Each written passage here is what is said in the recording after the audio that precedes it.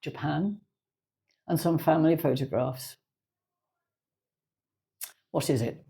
It's unglazed, it's made of simple pottery, and I found it in India, in the streets of Delhi, where it was thrown away. Because what it is it is a small clay chai pot. And as probably everyone knows, in India, street sellers sell cups of special tea.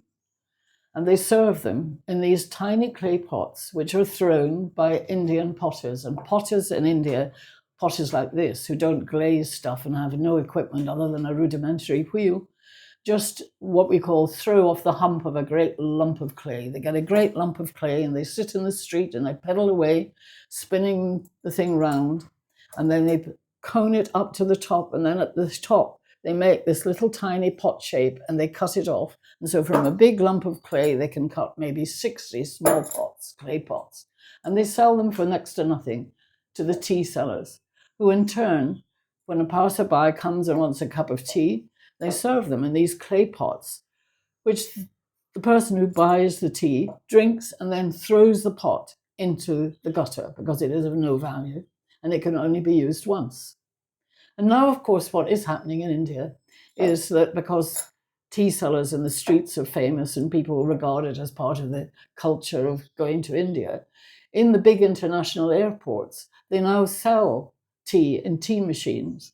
And they serve them in small throwaway pots like this, but they're not made of real clay. They're made of horrible plastic, galvanized or God, whatever they do to seal them, which means that they're polluting the whole of the world with these throwaway cups, instead of which, in the day when they use these, they just return to the earth, they crumbled away and disturb no one. But anyway, it's a beautiful little pot, and now it sits beside the relatively expensive Japanese vase on my shelf in Blackheath, and I admire the skill that made it.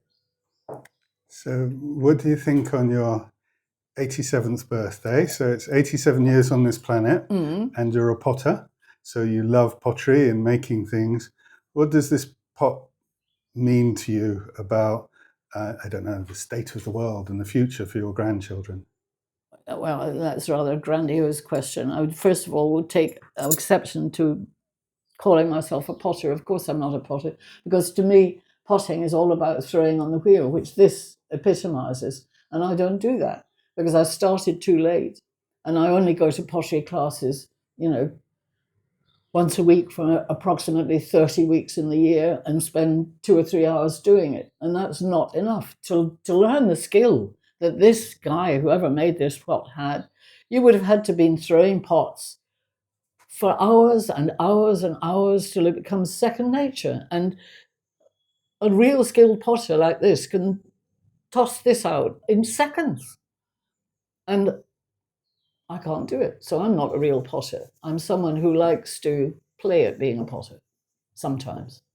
But I don't What does throw. clay, like, because you compared plastic to this clay, and I did ask a grandiose question, but it's partly because I think I just listened to a podcast about throwing away plastics and things like that, and I'm just trying to capture, because what's the difference to you between like this material, this clay, and what that represents and what it feels like, and this plastic alternative of those? What does that mean to you? It's not a question of meaning to me, it's just sheer fact. If you have clay that only fired to this heat, which is not glazed, you have to fire hotter to glaze. And once you do it hotter and you glaze it, even pottery won't go back to the soil.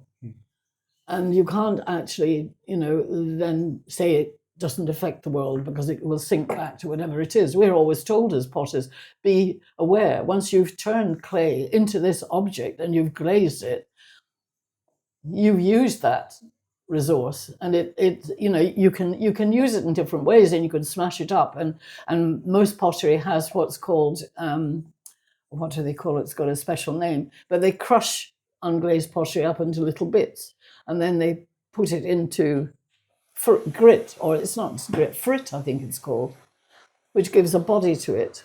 But the beauty of it is, at this stage, you can, when it's crushed, it just would melt away into mud again.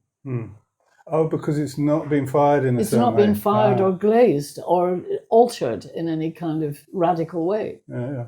Okay, beautiful. And has that kind of firing got a name to it, or? We call it biscuit. Biscuit firing. Okay. Yeah. Okay, lovely story. And you keep that. And what are your plans for this strange, beautiful little object here? I don't think it needs any plan. It's in itself a thing of beauty. Though, mind you, that also disturbs me, because I'm not. What I love about pottery is the fact that it's such a useful, humble craft. It's something that you can make, because I think human beings all have this innate drive towards creation, or making things that somehow express yourself and what you have inside you, and objectify it into something that's present in the world apart from yourself. We all have that need.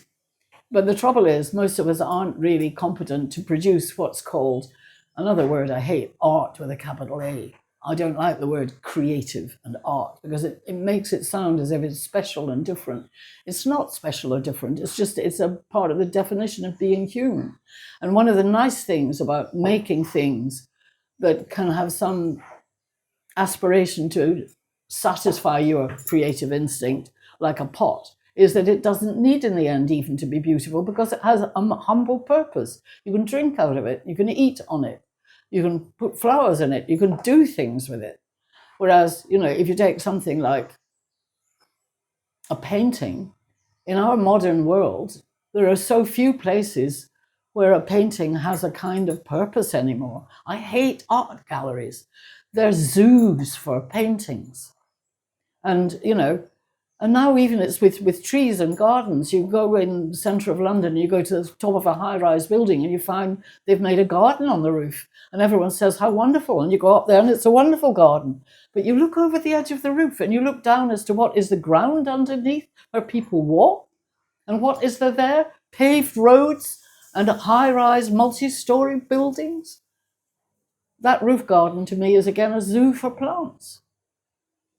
And zoos for animals are bad enough.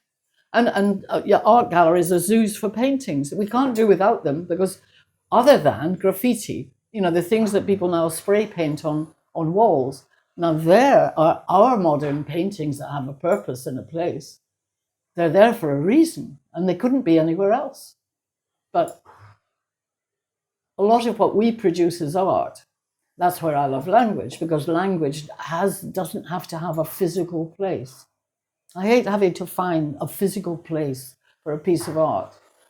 It should be like in the old days it was, when art served religion, and an illiterate and population needed to have reminders of the stories of the Bible, and so they painted them on the walls of their churches, and they built them into the windows of their churches and stained glass, and they had a purpose. Or if you were a noble lord and you wanted to make a memory of your beautiful wife, you had a portrait of her done by Leonardo and shoved on your wall.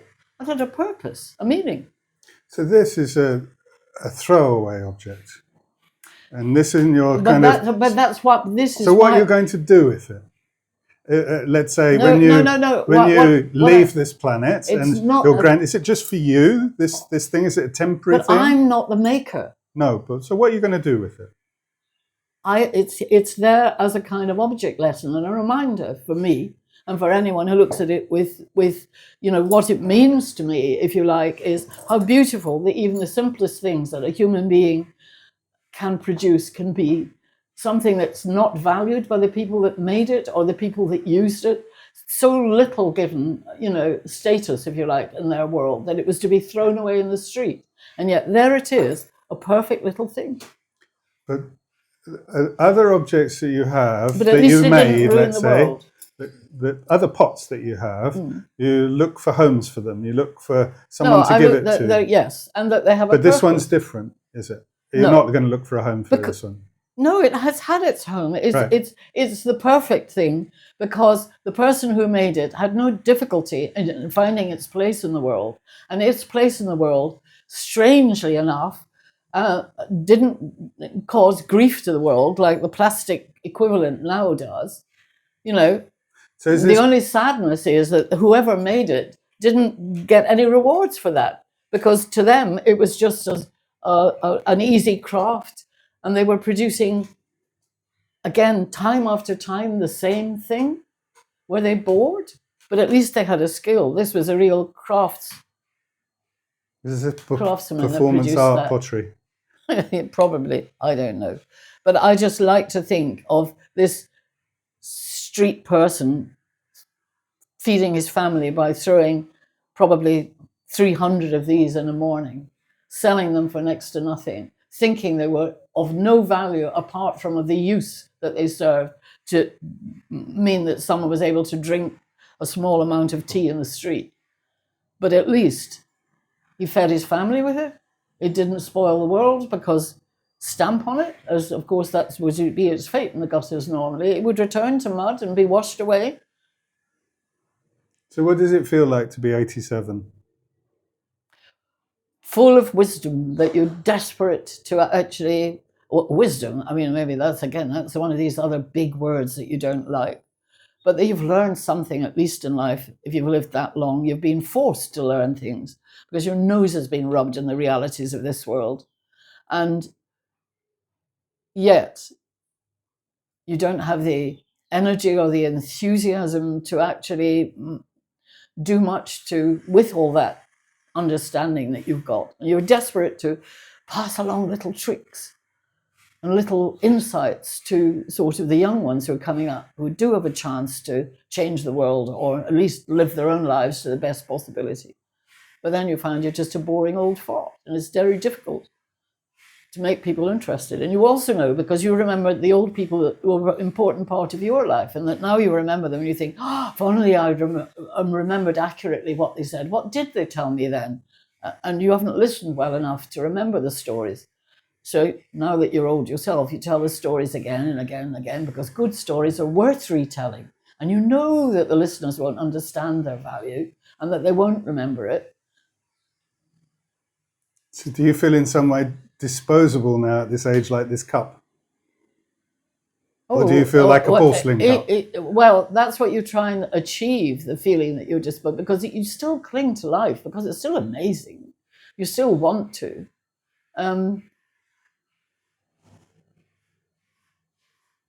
But disposable, no, it's just that you realize the importance of being of some use, practical use. And it's very difficult to be of practical use because you can't even look after yourself when you're old.